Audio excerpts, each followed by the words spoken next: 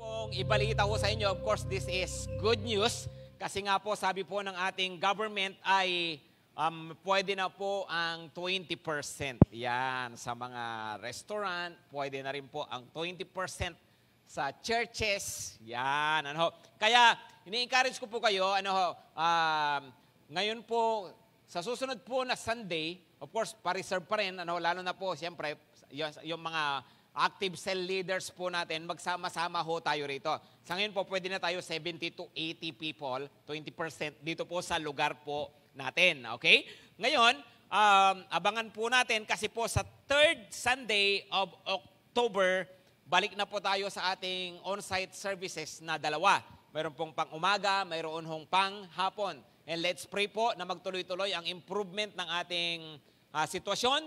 At nang sa ganun po, hopefully, by the 3rd week of October, ay pwede na po ulit ang 30% para mas marami po yung ma-accommodate natin. Aren't you happy about that, mga kapatid? Na? Come on, no? So that's exciting. At of course, na-miss po natin yung pong ganitong, yung pong pagsasama-sama. Ngayon po, of course, meron na akong ilang mga kasama po rito, mga 10% pa lang. No? Pero ngayon po, pwede na ang 20%.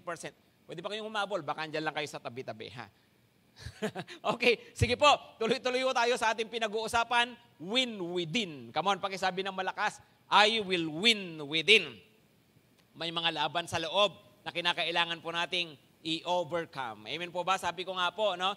Minsan, sarili mo lang talaga kalaban mo eh. No? At minsan kapag napagtagumpayan mo yung sarili mo lang, no? Yung mga laban mo sa loob, ang daming mangyayari, no? Na magaganda sa labas ng buhay natin. Okay? At isa po ito talaga sa matinding kalaban ng maraming mga tao. Ito pong topic natin ngayon. Buksan po ninyo ang inyong mga Biblia, Proverbs 6, verse 6 hanggang 8. Yan. Sige po, basahin natin ng malakas. Tignan mo ang mga langgam. Ikaw na taong, come on, pakibasa ngayon ng malakas with feelings. Ubod ng tamad, no? Ano yung kapag sinabing ubod? Ano yan? Sobrang tamad, no? Bonggang tamad, no? Tingnan mo ang mga langgam, sabi niya, pamumuhay niya ay masdan. Masdan mo at nang ikaw ay mamulat. Kahit sila'y walang pinunong sa kanila'y nag-uutos, walang tagapamahala o tagamasid na sinusunod, ngunit nag-iimbak ng pagkain sa tag-araw. Kailangan iniipon kung panahon ng anihan.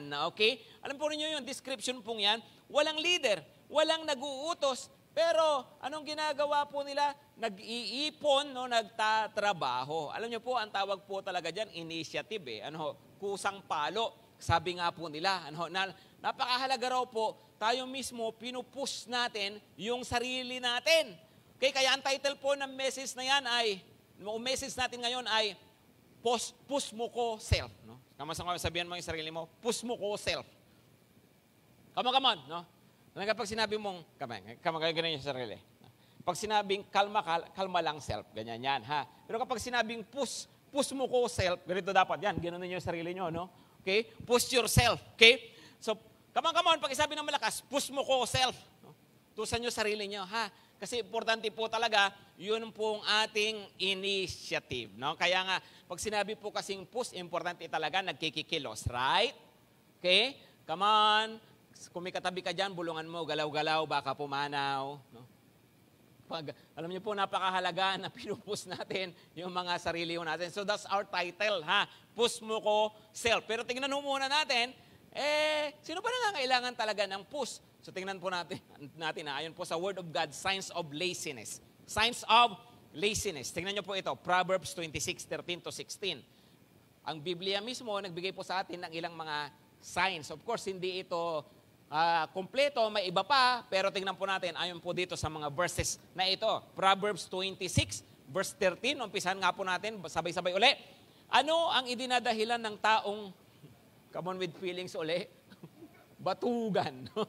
Kaya matitindi yung mga salitang nababasa natin dito, no? Batugan, no? Sobrang tamad. Ano raw dinadahilan? Mali yun sa daan, mali yun sa lansangan, no?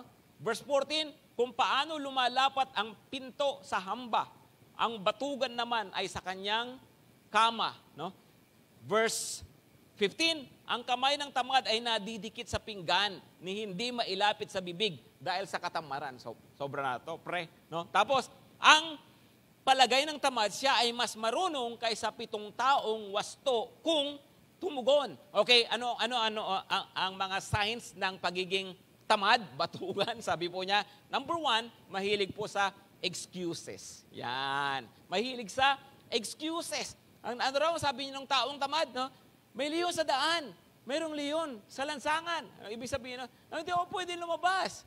Hindi ako para magtrabaho. Hindi ako pwedeng pumasok ngayon. Bakit? Delikado.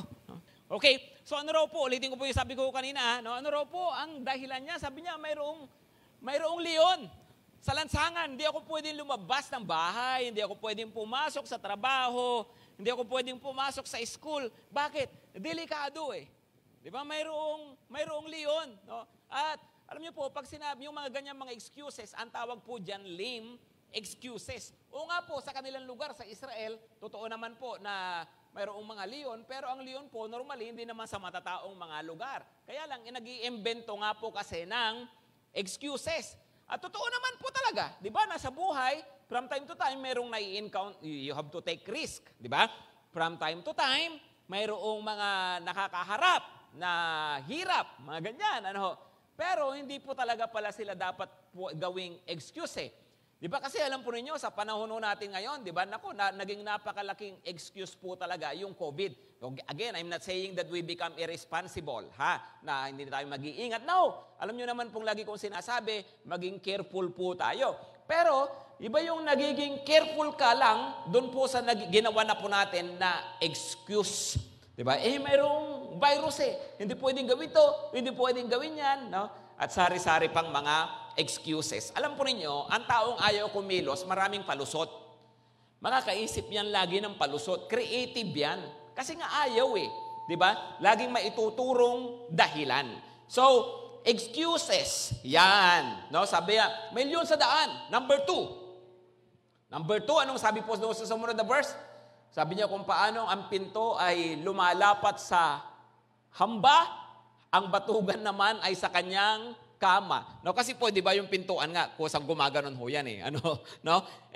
Ang taong tamad naman pag ganon, pag ganon-ganon lang sa kanyang kama, madaling hilahin ng kama, kaya pabalik-baliktad lang, pa iba-ibang side lang, pagod na sa kaliwa, lipat naman sa kanan, no? Pagod na nakatihaya, dapa naman, di ba? So ganun po siya, no? Alam niyo po, ang tao raw po na tamad, isang sign is not just excuses, kundi extra rest. Yan, extra rest. Alam niyo po, ang matakaw mahilig sa extra rice. Ang tamad, mahilig sa extra rest. Alam niyo po, yan po ang delikado na combination yung matakaw na tamad pa. Di ba sabi ni Apostol Pablo doon sa book of Titus, sa letter niya kay Titus chapter 1, sabi niya yung mga taga-Crete, sabi niya, they are lazy gluttons. No? Matindi yun. Lazy na, gluttons pa. Batugan na, masiba pa. Di ba? Lazy gluttons. Di bali na sanang matakaw kung masipag kumilos di ba? Kaso nga, hindi No, lazy na, glutton pa. Naku, matinding combination ho yan, no? Yun nga po kasi, ang problema, ang tao raw tamad, mahilig sa puro pahinga. Yan, extra rest, pag natulog, no, laging mag-alarm clock yan, pero, no, mamaya, ang alarm clock, i-extend lang din ng i-extend, di ba? I-hold mo lang din. So, every 10 minutes, gigising ka, di ba? Ganun uli, no? Kasi nga, extra rest. Again, wala akong sinasabi na bawal mag-rest. Kailangan natin na mag-rest. Pero ibang usapan, kung puro ka, rest. Okay? Next na sign ng laziness is effortless. Mahilig sila sa effortless. Tingnan niyo po yung sabi dyan sa sumunod na verse 15. Ano raw? No? Ang kamay ng tamad ay nadidikit. Naku, grabe na to. No? Nadikit sa pinggan. No? Ni hindi mailapit sa bibig dahil sa katamaran. Nakakita ka ng ganon? No? Pag ganon, sige, nagkutsara siya. Gumanon siya. No? Kaya lang, hindi na raw niya mailapit sa kanyang bibig. Bakit? Pambira, lahat na lang gusto isusubo. Di ba? walang ka-effort. Pagkain mo na nga lang, ayaw mo pang mag-effort. Di ba kaya nga sabi po ng Bible, ang ayaw magtrabaho, wag kumilos, sabi nga niya sa 2 Thessalonians, di ba?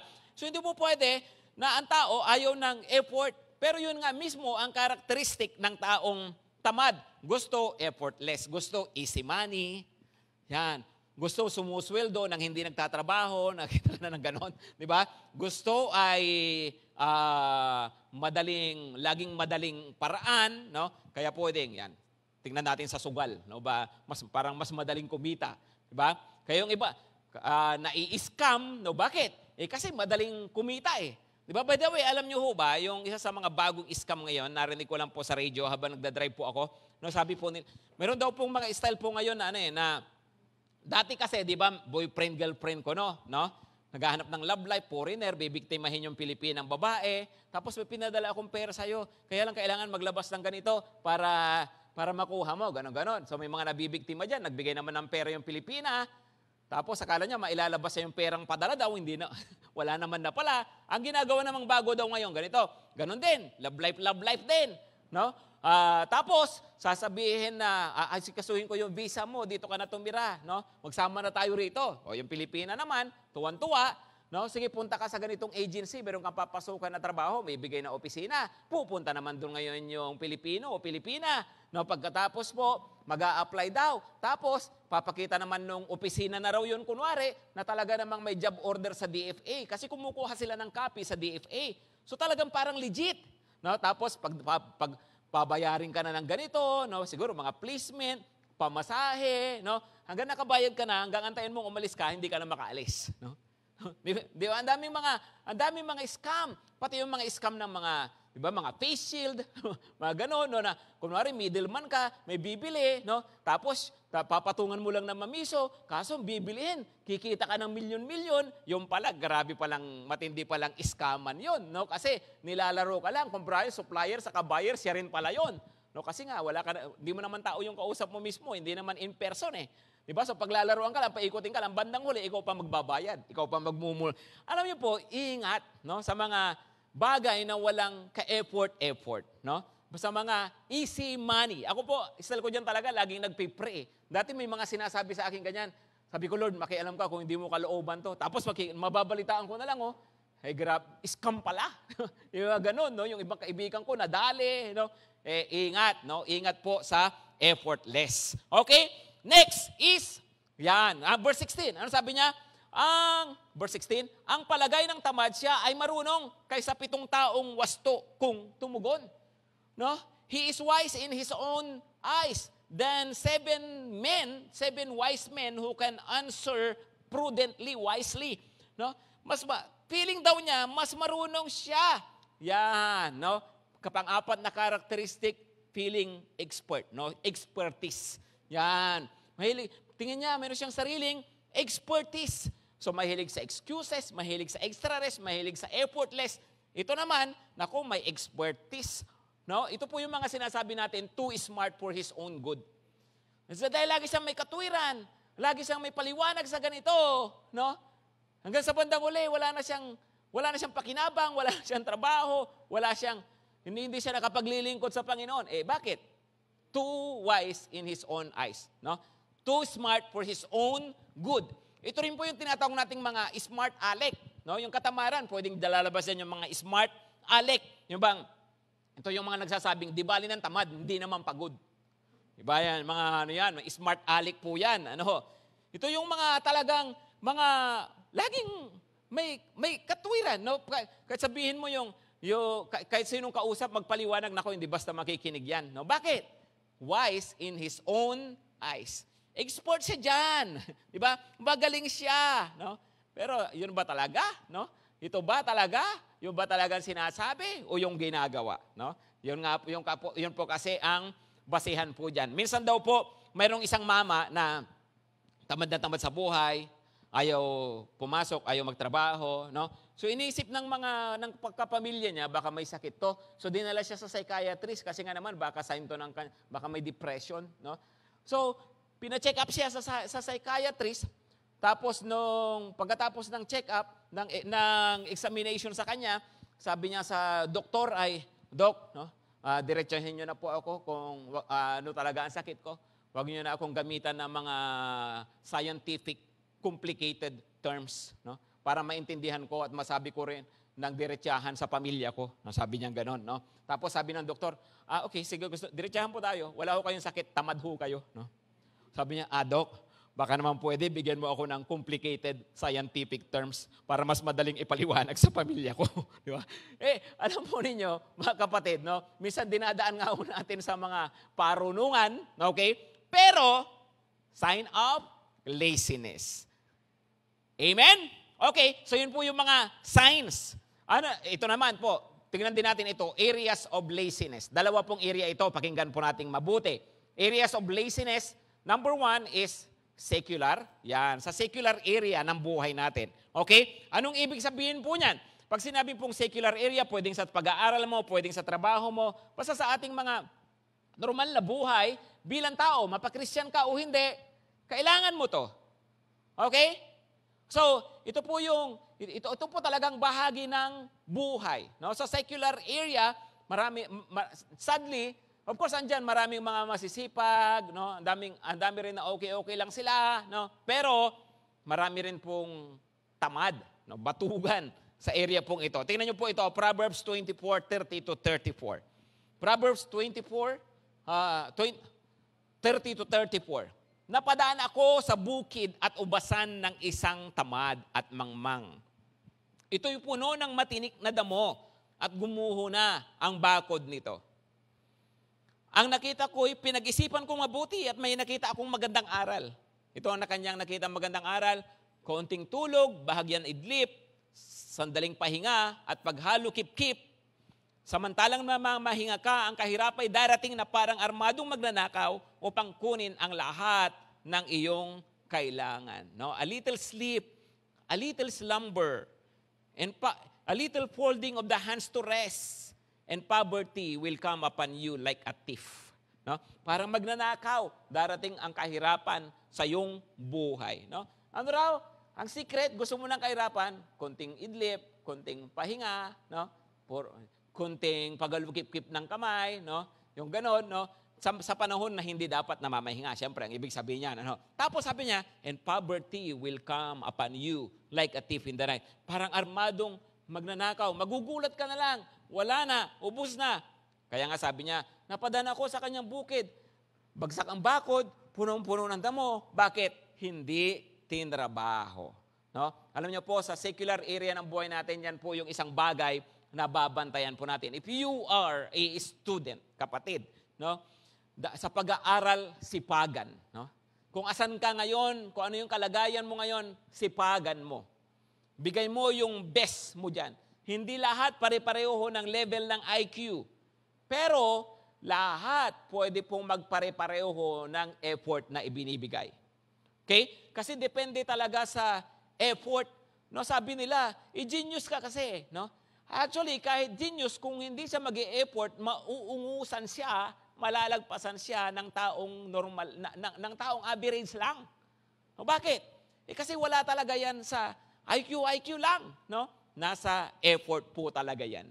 Okay? So, nasa pag-i-effort talaga daw yan, no? Maalala ko, merong sinabi, I don't know kung si Beethoven ba yun, yung sinabihan pagdating sa pagtugtog niya sa piano, sabi niya, you're an expert, no?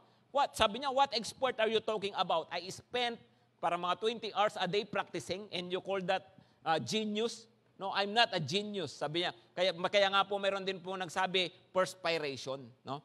Perspiration, genius is 10% inspiration, 90% perspiration. No, yung ibig sabihin, no, nasa pag-e-effort talaga yan, na kapatid. Ha? So, okay, nag-aaral ka, effort, no, galingan mo. No, magpakasipag sa area na yan. Dahil pag nagpakatamad, tayo rin naman bandang huli ang mag-aani.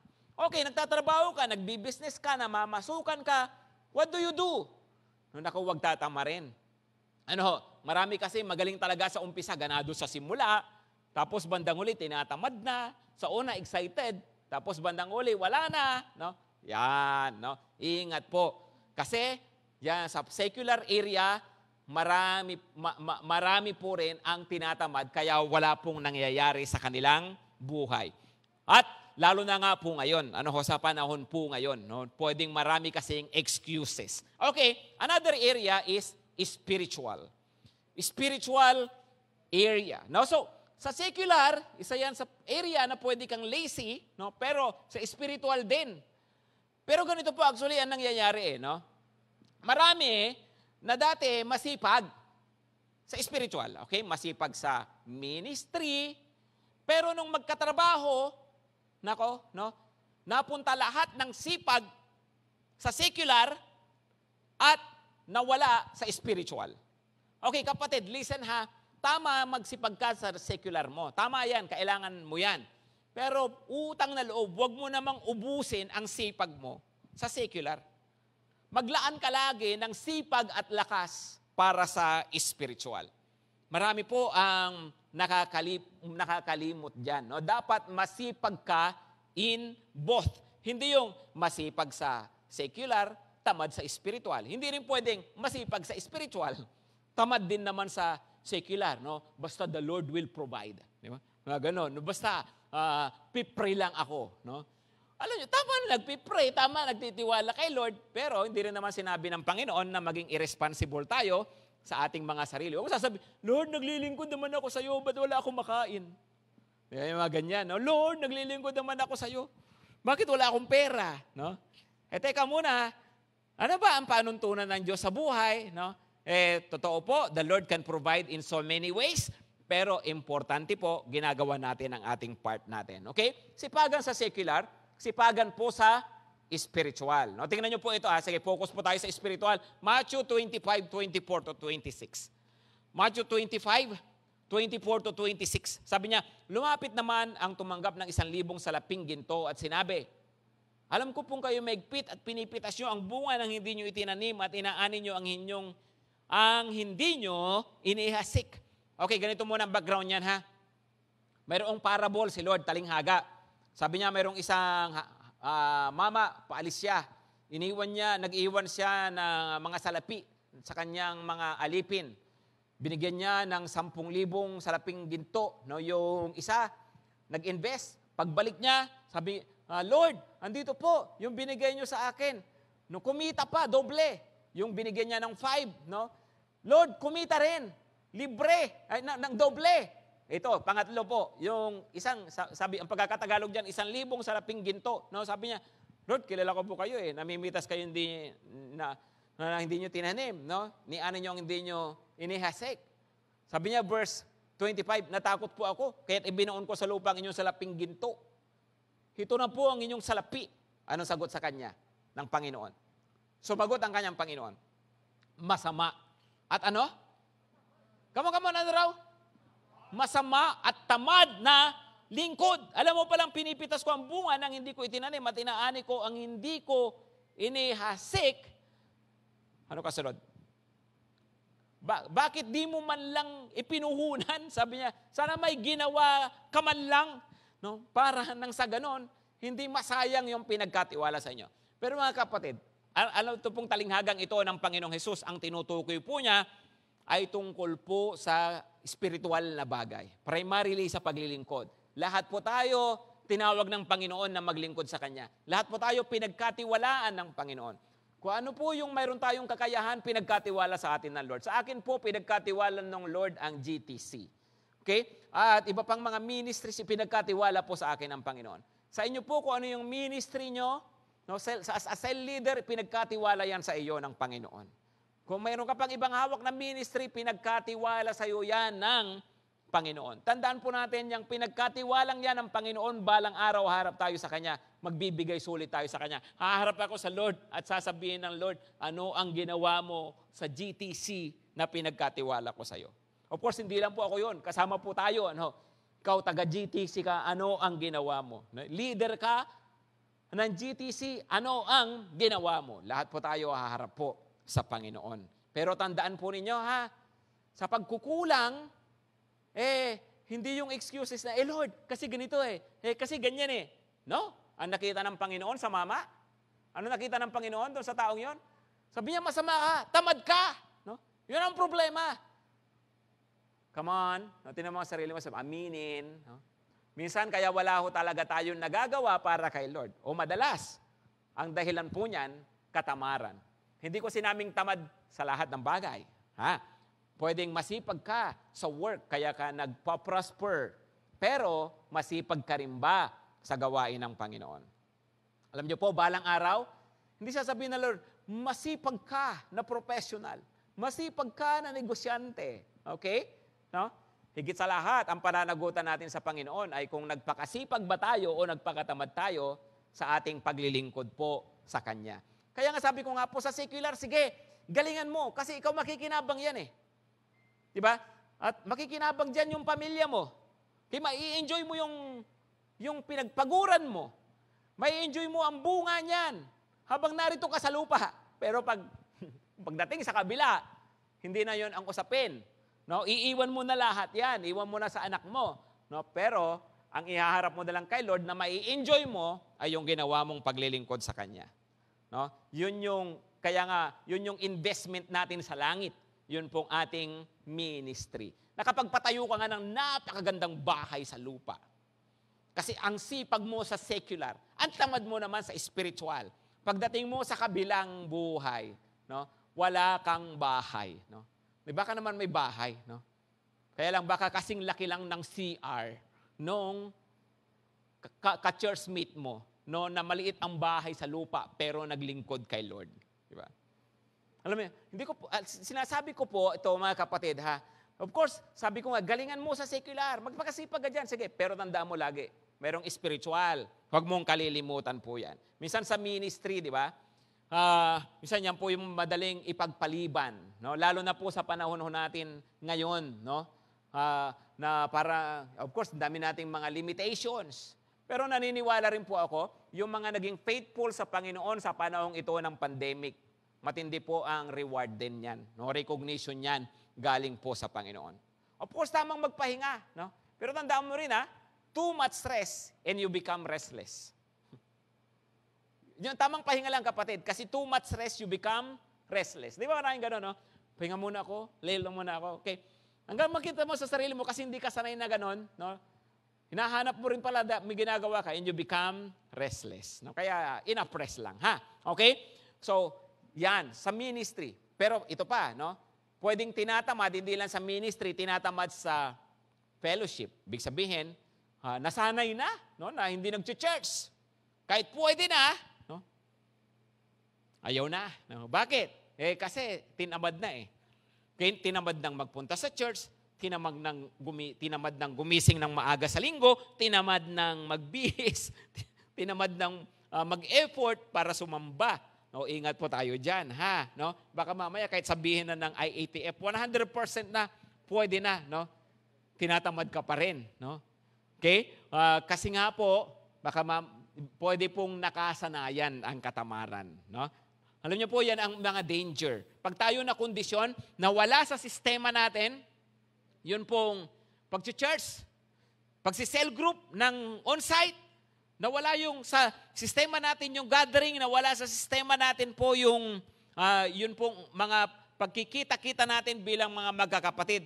Ingat po tayo dyan. Kasi bandang huli, katatamaran na ho natin yan. At hindi na ho natin hinahanap-hanap. Kaya yan po yung isang bagay na babantayan po natin. Ha? So, kapag tayo po, sabi ko nga, sumusunod tayo sa batas. Nag-iingat tayo. Sumusunod tayo sa gobyerno. No? Pero, kapag pwede na, gagawin din talaga natin. No? Bakit? Para kay Lord yan eh. Amen? Okay? So, sa fellowship. No? Ito ba? Yung sabi po ng Bible, be diligent in prayer. No? Magpakasipag ka sa panalangin. Spiritual area din yan.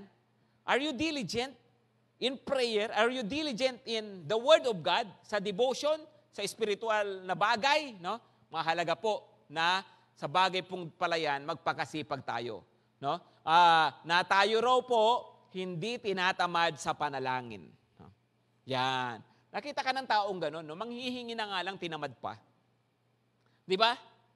Uy, lapit ka kay mayor, namimigay daw ng ayuda. No? Tapos alam mo naman kailangan mo talaga, tinamad ka pa. No? Ikaw na lang. Di ba? Hindi, yung iba talagang mag-i-effort eh. Pero alam nyo, lapit ka kay Lord. No? Nagbibigay ng ayuda si Lord. Problema, ang daming tinatamad, magpe-pray lang. Tinamad pa. Magbabasa ng Bible, tinatamad. Pero kung makapagbasa ng newsfeed, grabe, no? Kahit mahigit 1 oras, hindi niya namamalayan, nabasa niya lahat. Lahat ng post binabasa, lahat ng post pinapatulan, lahat yung thread talagang binabasa lahat ng reaction. Iniisa-isa pa, sinitingnan pa kung sinong nag-heart, kung sinong nag-like. Di ba yung mga ganon? Ano? Alam niyo po, no, pag sa ibang mga bagay, masisipag tayo, all the more magsipag tayo para sa ating spiritual na buhay. Kapatid, no, have you become lazy in your prayer life? Have you become lazy in your devotional life? No, magbawi, ha? Okay? So yan po yung mga areas ng laziness, no, secular saka spiritual. Ulitin ko po, magsipag, both. Okay, both, ha? Magsipag sa secular, magsipag sa spiritual. Number 3, last, cure to laziness. Cure to laziness. Isulat nyo po, push. Kaya sabi ko nga, push mo ko self. Push mo ko self, no? Sulat nyo po, push, ha? Letter P stands for passion. Yan, cure. Ano ang gamot ng katamaran? Mahalaga po ang, unang-una, passion. Dapat magkaroon tayo ng passion. Yung iba walang passion sa buhay, walang gustong gawin. Okay? Yung iba naman mayroong passion pero wrong passion. Yung ang passion nila sa masamang bisyo, no, ang passion nila sa hindi naman nakakabuti sa kanila, mali pa rin. No, kailangan, we have to be mindful of our passion. No? Kapag sinabi pong passion, ito po yung mga, kumbaga, sabi nga nila, ano ang nagpapagising sa'yo sa umaga? No? Ano ang nagpapakilo sa'yo? No, yan yung iyong passion.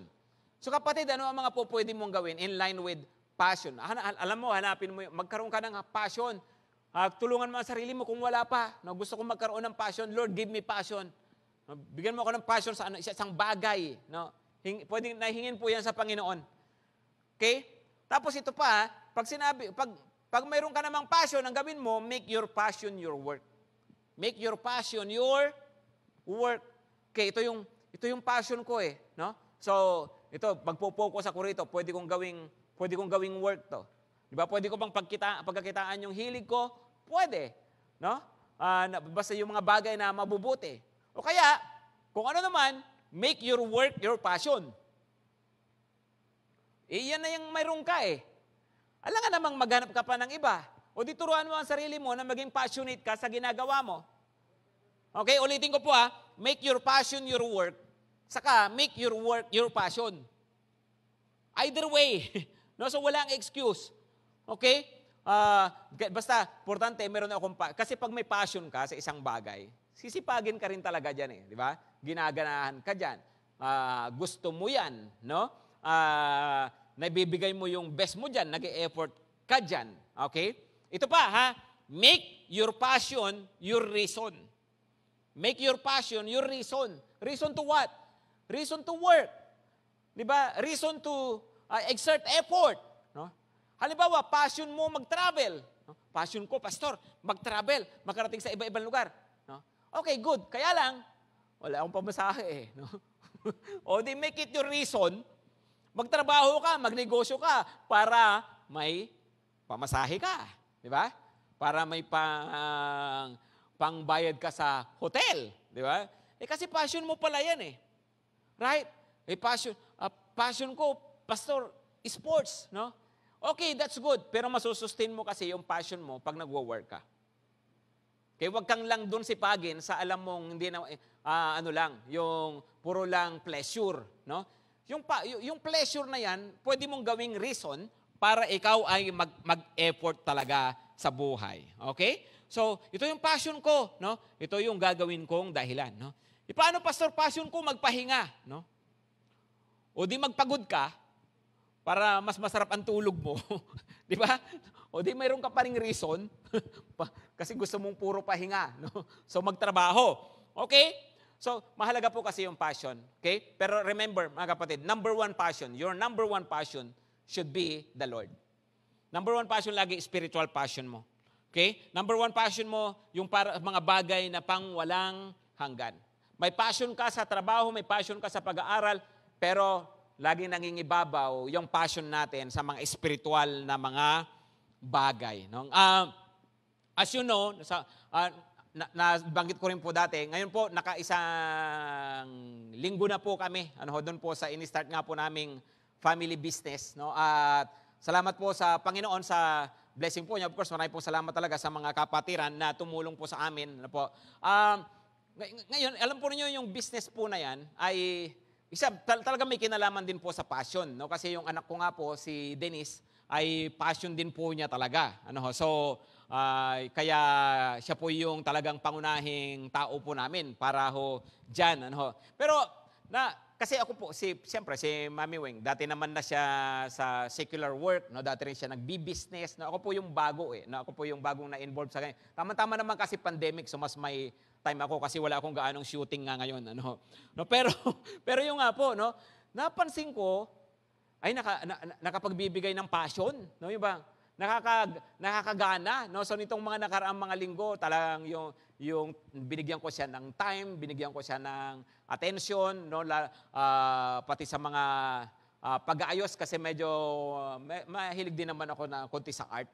So medyo mga ano rin po. So talagang may passion.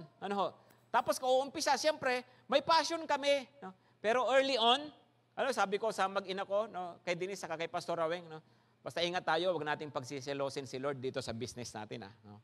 Ingat tayo, wag nating pagsisilosin si Lord. Kasi baka mamaya, no, maiba yung passion. Ako mismo, ina-alarm ko sarili ko no? Tine-check ko sarili ko kasi na-alarma ako, baka mamaya, no?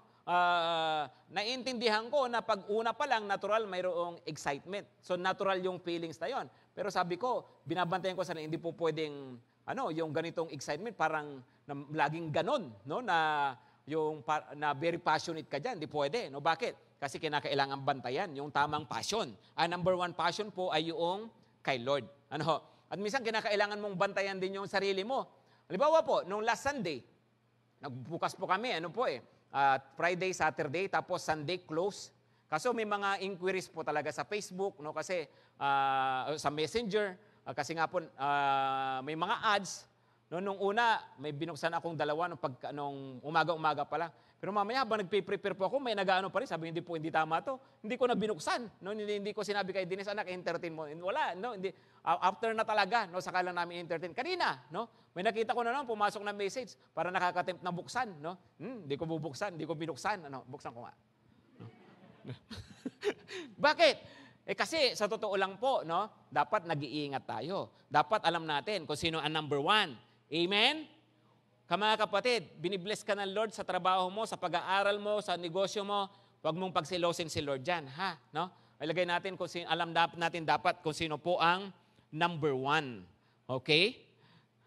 Yan. Number two, no? Letter U is undertaking. Undertaking. Okay? Pag sinabi mong undertaking, no? Ano ang ibig sabihin niya? Sabi ng dictionary, to undertake is to put oneself under obligation to perform. Pag sinabi mo palang undertaking, ang ibig sabihin niyan is to put yourself under obligation to perform. No? Okay? So, yun ang ibig sabihin ng undertake. So, ibig sabihin ganito, no? Dapat, no? I will put it upon myself, no, na gusto ko may mangyari. Gusto ko may ma-accomplish ako. I want to be responsible with my finances, no? I want to be responsible with my family. I want to be responsible with my studies. I want to be responsible with my cell group. Diba? With my spiritual life. No? Yung, hindi ka dumidepende lang sa sitwasyon. Hindi ka umaasa lang sa gagawin sa'yo ng ibang tao. No? Kundi talagang inilalagay mo yung burden sa sarili mo. Okay? Magkaroon ka ng sariling undertakings sa buhay. Umpisan mo kahit sa maliliit. Diba? Yung bang gusto ko, mayroong akong ma-accomplish sa month na ito o bago matapos ang 2021. No? Gawin mong undertaking mo yan, kapatid. No? Ito yung ipupurso ko sa buhay. No? Ito yung tututukan ko ngayon. Gusto ko mabalik ako sa ministry. Hindi ko po pwedeng palagpasin ang Christmas. Wala pa rin akong cell group. Di ba yung ganyan? Ha? No? Yung spiritual life ko, no? Hindi ko wag mo nang paabutin ng December, ha? No? Sabi mo, hindi ko palalagpasin tong araw na to. nang tinatamad pa rin akong mag-pray. Kapatid, no? Pursue something. Pursue something. Tulungan mo ang sarili mo, no? Kaya, hindi po pwedeng yung iniisip kong pag-a-apply, hindi ko maumpisahan, no? Bukas na, linggo ngayon, no? Yung pagtatrabaho, hindi ko magawa, no? Hindi, kailangan mayroon kang undertaking. Okay? Letter S is support, no? Support. Ano ibig sabihin ng support, no? Alam nyo, you have to hang out with the right people. Mayroong nagsabi ganito hang out with 10 poor people and you will be the 11th. Hang out with 10 drunkards and you will be the 11th. Okay? Hang out with 10 tambays and you will be the 11th tambay. Right? Hang out with 10 lazy people and you will be the 11th lazy one. Right? So talagang, depende talaga sa sinasabitan mo. Depende talaga sa mga dinidikitan mo na mga tao. No? Gusto mo, deep in your heart, gusto mo maglingkod kay Lord, pero dinidikitan mo yung mga walang kahilig-hilig sa ministry, walang kahilig-hilig maglingkod sa Panginoon. Di ba? Gusto mo na umasenso, pero ang gusto mong kasama, yung walang inabang iniisip, kundi laro-laro lang, puro ano lang, no? Relax-relax lang, no? Then, walang mangyayari talaga, no? So, dumikit sa tamang tao. Okay? Find support. Alam niyo, pwedeng mahal sa buhay, kaya pag nire-remind ka ng pamilya, ng magulang, no? Nire-remind ka ng asawa, makinig. Kasi support yan ginagamit ni Lord yan Di ba? Sinasabihan ka ng cell leader mo, makinig, sumunod. Di ba? Pag nag-aaral ka, no? Kaibiganin mo yung mga mahilig mag-aral. Di ba? Hindi yung habang naka-online kayo, nag-chat-chat kayo. No, iba naman ang topic nyo. Di ba? Depende talaga yan, no? Kung anong kinukuha nating support system sa buhay natin, no? Kaya nga sabi ko nga dati, di ba? Si Bishop Uriel talaga napakalaking blessing sa napakaraming mga pastor Kasi si Bishop Uriel, siya yung pusher talaga Nang pupush, no? Iniisip ko nga, ano nga kaya ako, no? Kung wala si Bishop Uriel na taga-push ko. Di ba? Kasi kailangan talaga natin ng support May mga bagay na hindi natural sa atin, no? Kaya kinakailangan, mayroong tao na magpupush sa atin, no? Para sa mga bagay na iyon. Yung bang, hindi mo iniisip gawin, no? Hindi mo pinaplanong gawin, no? Pero mayroong magpupush sa'yo, yung makakatulong yan sa'yo, pagpasalamat mo yan kay Lord. Okay? So S, support, no? Of course, letter H is habits. Depende yan sa habit mo. Ano ba ang habit mo? Di ba? Tingnan nyo nga po itong verse na to. 2 Thessalonians chapter 3, verse 10. For even when we were with you, we would give you this command, if anyone is not willing to work, let him not eat. For we hear that some among you walk in idleness, not busy at work, but busy bodies. Busy bodies. No?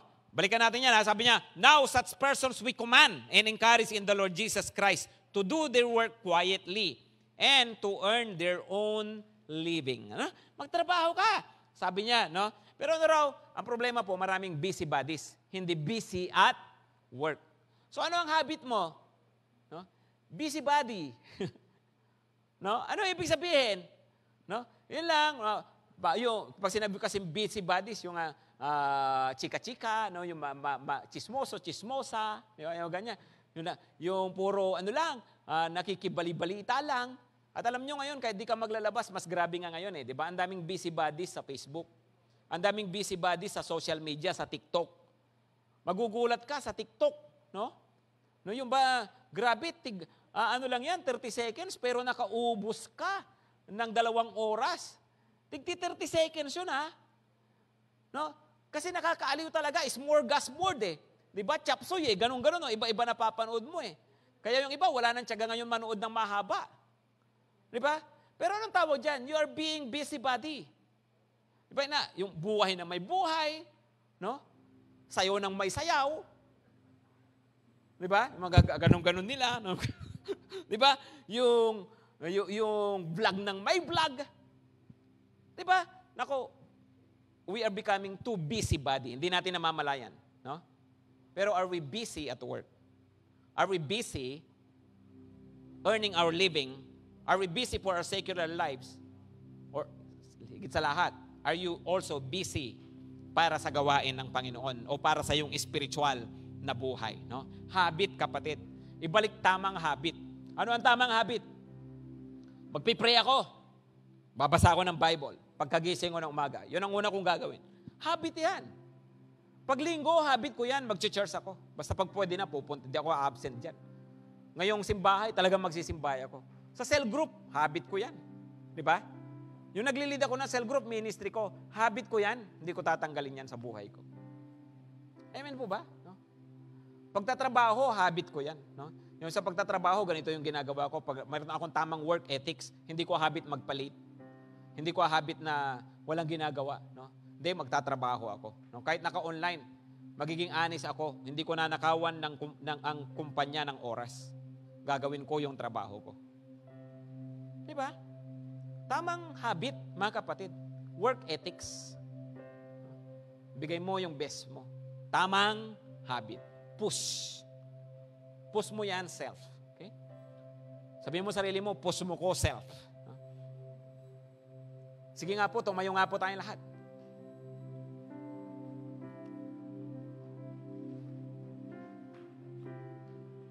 Hindi ko po sinasabi na ang tatamad natin, ano po? Ang sinasabi ko po, may katamaran sa buhay natin. Kahit yung pinakamasipag na tao, mayroong area ng buhay kinatatamaran niya. Kahit yung pinaka-productive na tao, mayroong area ng buhay kinatatamaran niya. Sabi ko nga kanina, napakayamang negosyante, marahil napakasobrang sipag, madiskarte, pero pwedeng kinatatamaran ang pananalangin, kinatatamaran ang espiritual na mga bagay. Pwede ring isang lingkod ng Panginoon na sobrang sipag sa gawain ng Panginoon, pero kinatatamaran ang sariling kabuhayan, sariling pag-aaral, sariling kinabukasan. So what I'm saying is, kapatid, isuko mo yung area ng katamaran na yan. Isuko natin yan sa Panginoon. I-push natin ang ating mga sarili. Yumuko po tayo at pumikit. Manalangin po tayo. Sabihin natin sa Panginoon, Lord, kagaya ng sinabi po ninyo, kagaya ng mga langgam, help me be like them. Magkaroon ng initiative. Magkaroon ng kusang palo, Panginoon. Help us to push ourselves. Lord, help us win within.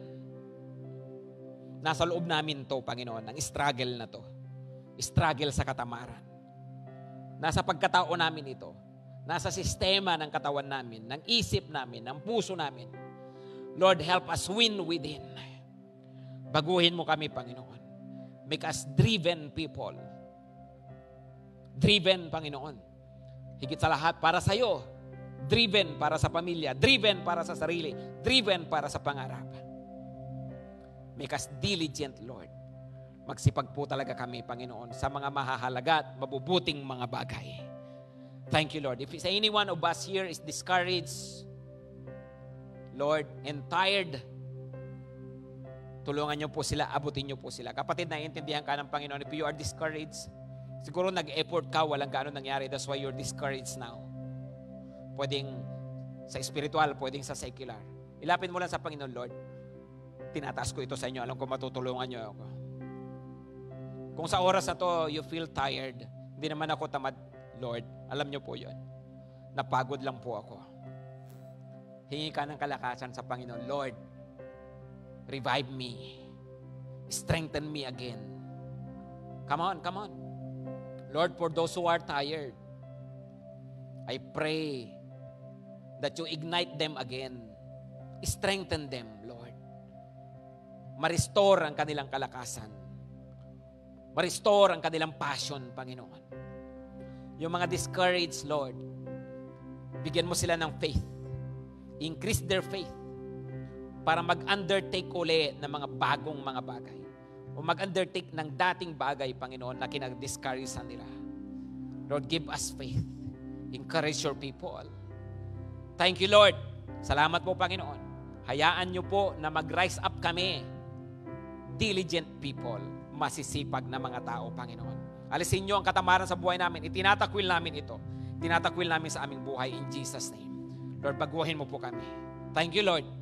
Thank you, God. Tinatanggap namin ang salita nyo sa buhay namin, nababago lagi ng buhay namin. Thank you, Lord. At ngayon, mga kapatid, pagpalain kayo ng Panginoon at ingatan kayo. Pagliwanagin ng Diyos ang kanyang mukha sa inyo, maging mapagbiyaya siya sa inyo. Ibaling niya ang kanyang tingin sa inyo. Maranasan nyo ang kanyang pabor, ang kanyang pagsama, ang kanyang paggabay sa lahat ng inyong mga gagawin, secular man o espiritual. Sa pangalan ng Panginoong Jesus. Amen at amen.